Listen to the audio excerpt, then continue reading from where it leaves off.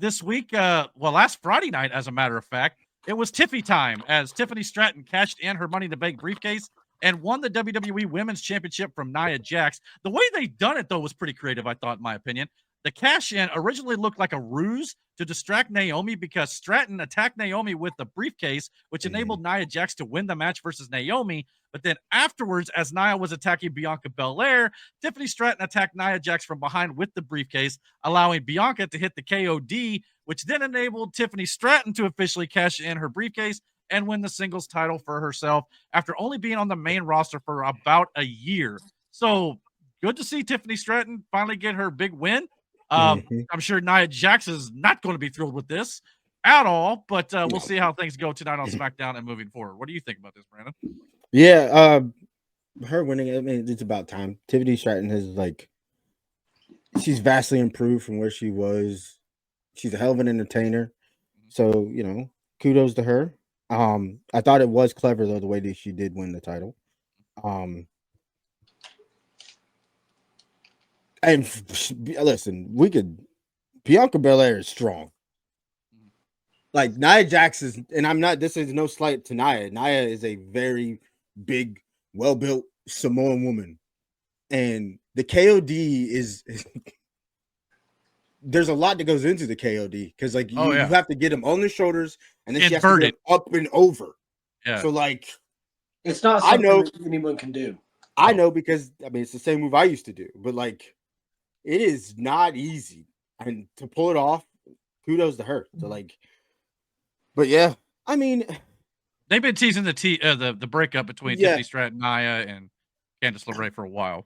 So I'm excited to see where they go with Tiffany from here. But there was a way to definitely kick off SmackDown going 3 hours last week. Yeah, first time, so that was really cool. But the big story coming out of WWE this week is, of course, that WWE Raw officially moved to Netflix on Monday, January 6th.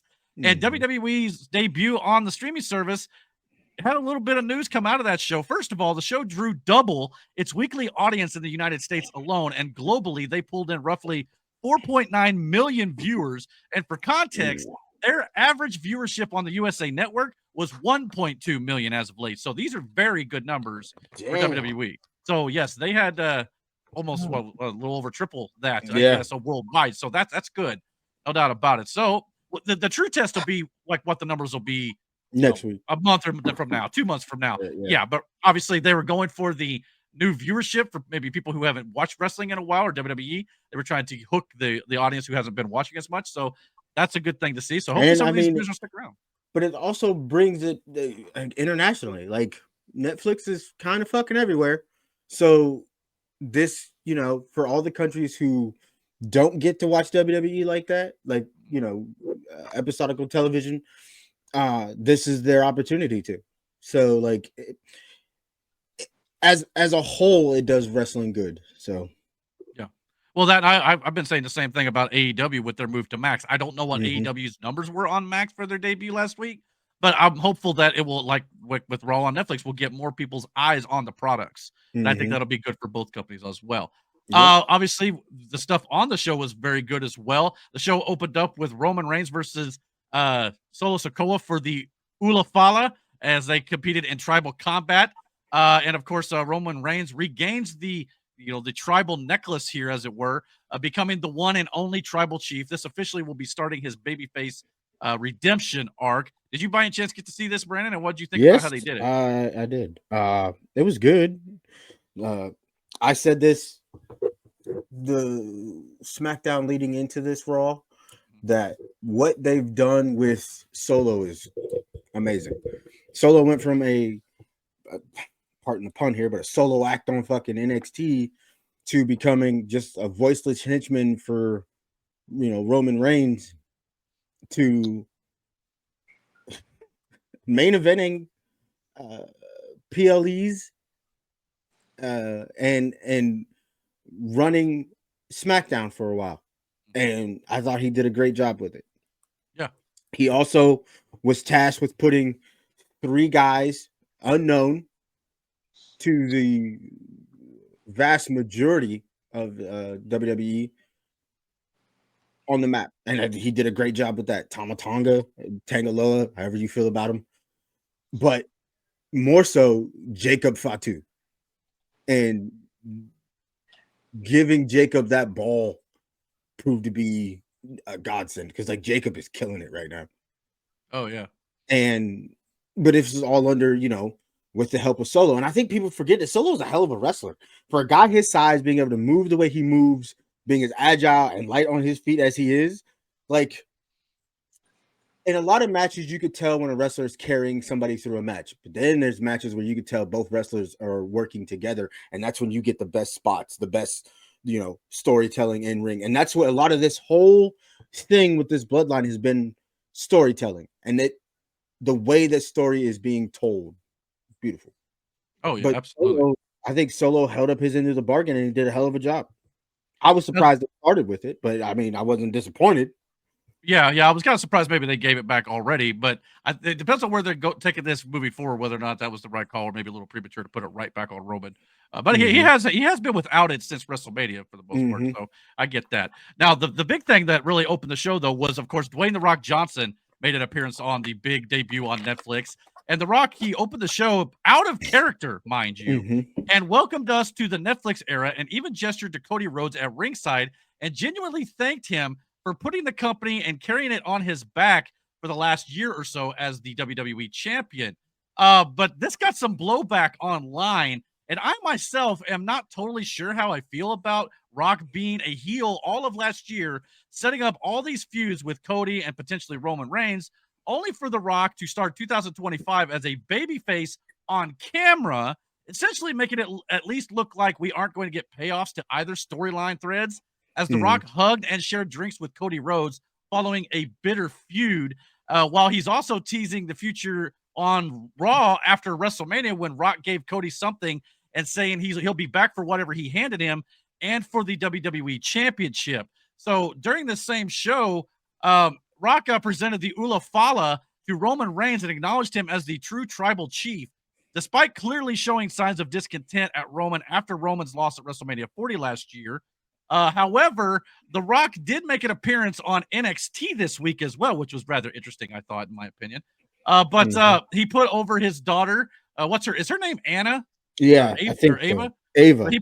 Ava. Okay, so he put her over as the NXT general manager. So that was really cool to see. No doubt about that. Just to see him on Netflix or on NXT at all is pretty telling too. He also cut a promo to end the show on Netflix where he essentially said that last year everyone was mad at him for being too mean to Cody. The Cody crybabies were all upset, you tried to take Cody from finishing his story.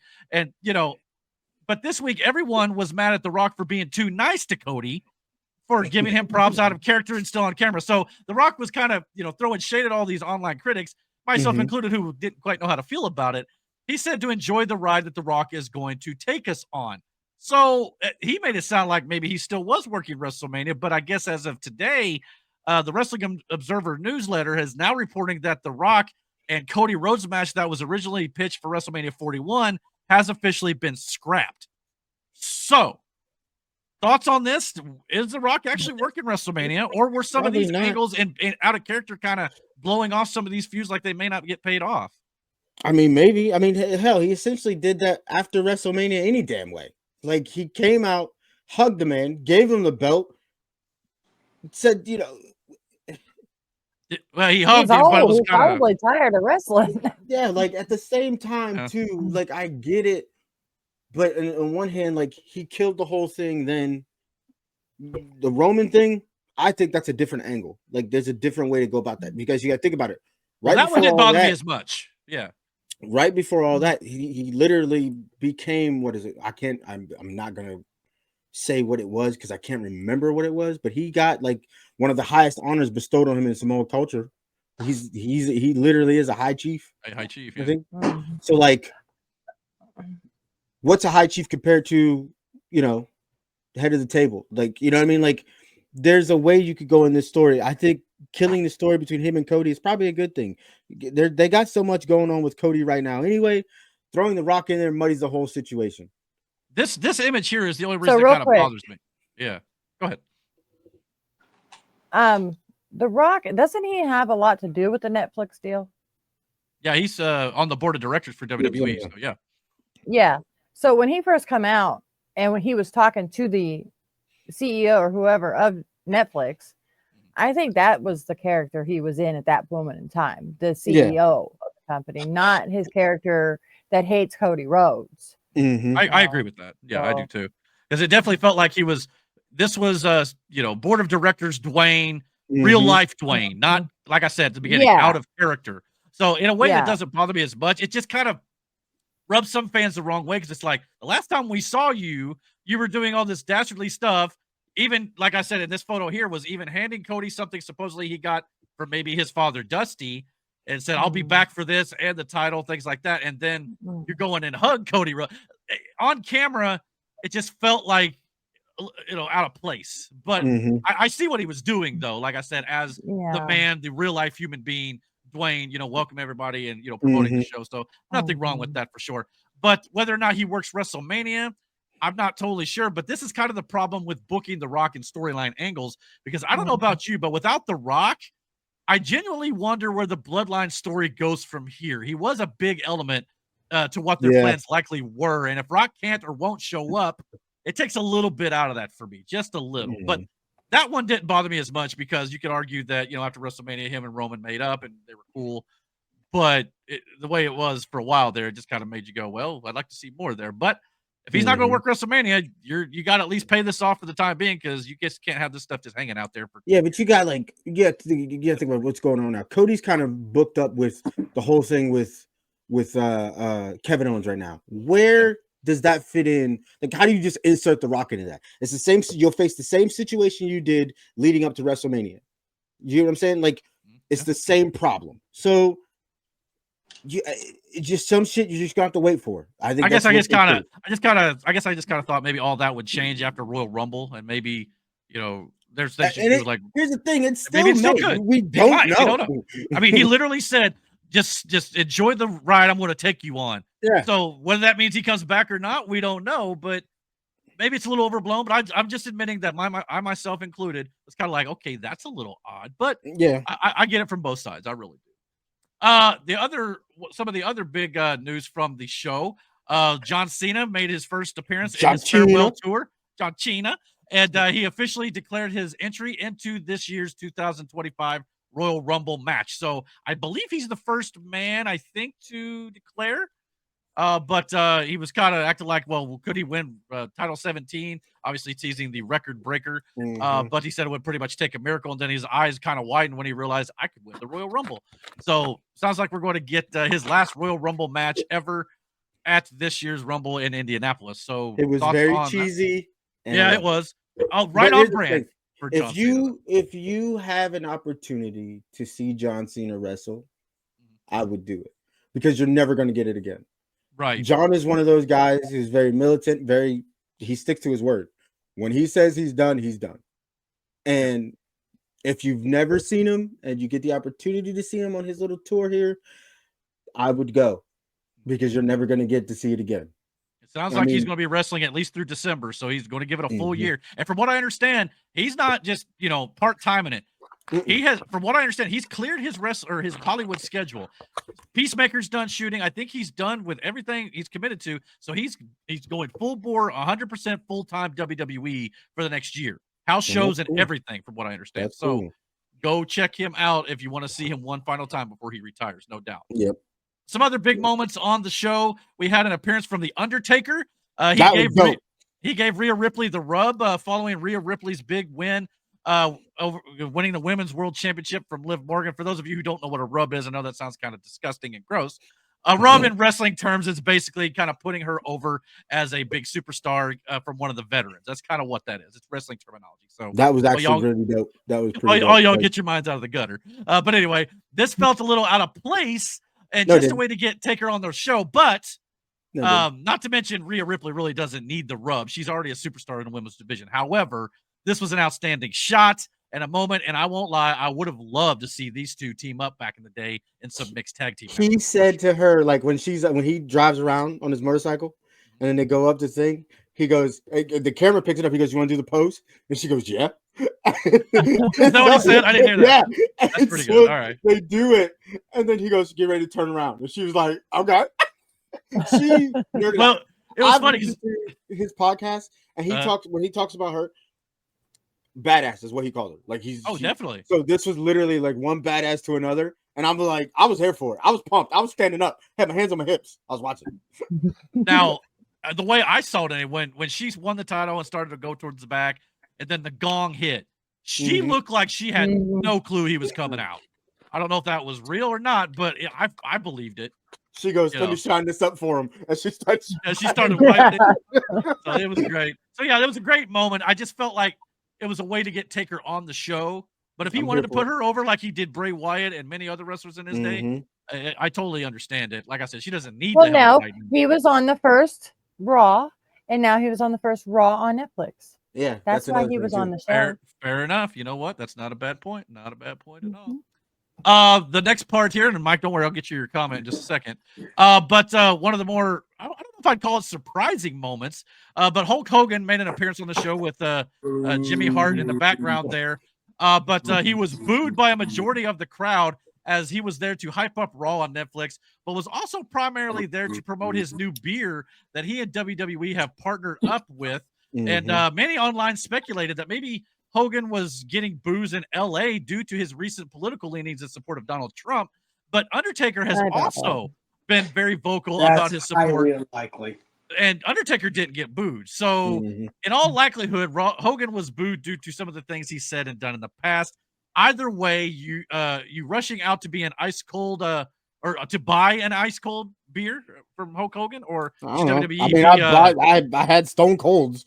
So I was going to say, why doesn't WWE sponsor Stone Colds? Maybe there's some sort of issue. I think the Stone Colds it's what the hell? He started that a long time ago though. Oh yeah, it's been a minute. But Mike, he did it with like a little independent company that he worked with or some shit. So that's probably why. That's probably why. Mike in the chat said, highlight of Raw on Netflix, that racist scumbag Hogan getting booed out of the building, which, like I said, that's pretty much why he got booed. I say that's probably the biggest reason. Yeah. It's not so much the political leanings, I think, at this point. But yeah. That's racist. So, he said some bad things. He said some dastardly shit. And I don't know, and I know at one point I think he maybe did go around the locker room and tried to make some amends with some of the talent, things like that. But I don't know like how far he's gone to try to make things right in that regard. So it might have been justified. I totally understand. But yeah, so moving on from that though, in a match that was supposed to take place at WrestleMania last year until CM Punk got injured, Punk defeated Seth Rollins in the main event of the show. This match looked to be carried by Seth Rollins for a big portion of it. Punk, in my opinion, looked gassed at times, especially after he got the victory following multiple go-to-sleeps, a few of which Punk himself received at the hands of Seth Rollins. Even had CM Punk after the show, the post-match media scrum, saying that he was actually contemplating changing his finisher because of how he didn't realize how much the GTS sucked to take. Because CM Punk literally took one of those right in the cranium, and it looked like it hurt really bad because he laid on the outside for a while. But as Punk said in the post-show as well, he doubts it'll be the last time he faces off against Seth Rollins, who looked absolutely sick to his stomach as the show went off the air. So thoughts on this feud continuing, possibly moving forward? I don't understand how Punk won. I don't. Like, Seth was in control the majority of this match. And he hit Punk with everything in the fucking world, and yet he still fucking loses. I think it would make more sense for it to have Rollins win and to just, you could build the story off of that. But like to have Punk, like why? Like what was the point? Well, that is one thing Seth Rollins has been doing a lot of over the last, I don't know, year or two, maybe, is definitely putting other guys over, which is very unselfish of it, which is awesome. But yeah, I mean, I don't know, where you could possibly continue to take this unless you lead it all the way into Mania like they originally planned. But then why would you do that if you just gave it to us for free on Raw? Well, I guess if you paid for the Netflix subscription. But anyway, so I don't know. I mean, I'm interested to see what maybe they have in store, but I don't know if I necessarily need to see it again. I don't really know. Yeah, being honest, like I said, it makes no sense for him to win. I don't know. Then there's heavy rumors going around that Punk may win the Royal Rumble too. That would be a mistake. I think you give that to somebody else. Because there's definitely rumors of Roman versus Punk, but I guess Roman would have to have the belt at that point. But if Brock is... Yeah, well, yeah, exactly. But if Rock is definitely not working WrestleMania 41, CM Punk may have just earned his WrestleMania 41 main event that he's always coveted, so to speak.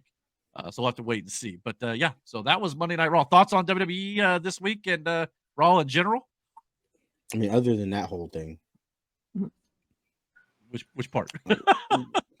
That match. Oh, yeah. The ending to that match. Yeah, I always thought it was interesting too. This is like a 3-hour plus show, only 4 wrestling matches. But I get what the WWE was trying to do. They were, like I said, trying to appeal to a mainstream audience. They had big appearances, not as many matches, so maybe they'll get back to that next week. But isn't CM Punk like old enough to be Seth Rollins' dad? Well, he ain't that much older. He ain't that much older than him. He's older, sure, but I don't think he'd have had to have him like in his early teens or something. I mean, Grandpa's got to get his walker to get to the ring. I mean, That's fucked up. Yeah, he is starting to show some gray, but hey, at least he's I'm got just saying, like, story-wise, it makes more sense for Rollins to win. I just can't wait for Drew to get a hold of him. No, we should take a break from that story. Those two killed we each need to other. get back to that again. And yeah, we don't need to do that. We need to let Drew against Roman might be interesting because he's kind of been hunting down all the members of the bloodline, so that may be a thing still to come. I wonder if he turns on Solo because he hasn't done anything to Solo yet, even though Solo literally is one of the ones that cost him the title. Oh yeah, he was part of it. Yeah, so that's very well possible. So we'll have to wait and see, I guess. So good week of WWE for sure. Thank you for checking out this clip of the Dragon's Den podcast. If you like what you saw here, please consider checking out our live podcast almost every single Friday night here on the channel at 9:30 p.m. Eastern Standard Time. And don't forget to comment, like, and subscribe. And until our next video, guys, take care and God bless.